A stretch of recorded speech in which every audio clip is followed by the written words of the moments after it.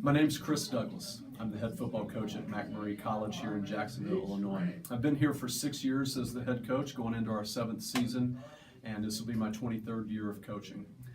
I grew up in southeast Oklahoma, a little town called Poto, Oklahoma, right across the border from Fort Smith, Arkansas, and played all the sports there in high school: football, baseball, basketball, track and field. Ended up going to a 4-year school in Winfield, Kansas called Southwestern College. Winfield's just south of Wichita, Kansas, and south central Kansas. Got a degree there in biology and health and physical education and recreation, and was certified to be a teacher. A couple years later, I ended up finishing up my master's in sports administration at the Wichita State University in Wichita, Kansas. Here at McMurray, I coach the quarterbacks and I also coordinate the offense. My expectations for the quarterbacks: they're the first guys that touch the ball on offense. And the tradition and the culture of football is the quarterback is the leader of the team.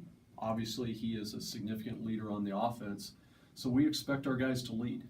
But in order to do that, you have to work harder than everybody else, you have to be better prepared than anybody else, and you have to buy in better than anybody else on the offense and on the team.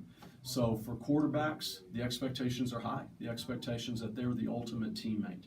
And so day one, that's what we ask of our quarterbacks. So we have to have very smart guys. We have to have guys that care about their teammates and care about the outcome of the team and not just their stats.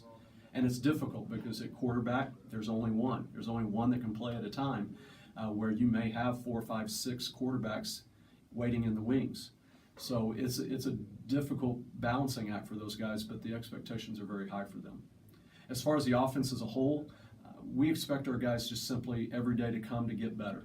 Work hard, get a little bit better every day. Well, that means you've got to listen. That means you've got to be prepared, coming into your meetings, paying attention and being able to apply that to the field and being coachable. You can't get better from one day to the next if you're not coachable.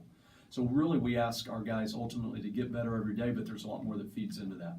Being coachable, being prepared, listening, following through on things, and then just really coming out and working hard. My expectations for any freshman coming into our offense or any freshman coming onto our team is to be patient. You're really starting over again. Now, physical maturity-wise, as an 18-year-old, you're much more comparable to a 22-year-old than, say, a 15-year-old freshman in high school versus an 18-year-old senior in high school. But going from high school to college, it's a transition. And every person on any college football team across the nation they're the best football player or one of the top few football players on their high school team when they're in high school. So in essence, you've got an all-star high school team. And so we say all the time, you have to be patient. We want you to be competitive and we want you to strive to be your best and show your best. But you also have to realize that there's a lot of guys out there that have worked hard and know the system and have that experience. So you have to be patient to work into the system and start to learn so that you can get your opportunity. We tell guys all the time, don't tell me what you can do, show me what you can do on the practice field, and then I can start to trust you to put you on the field. As far as advice I'd give for any of our guys in our program, or really any student on this campus here at McMurray, is use the resources that are given to you.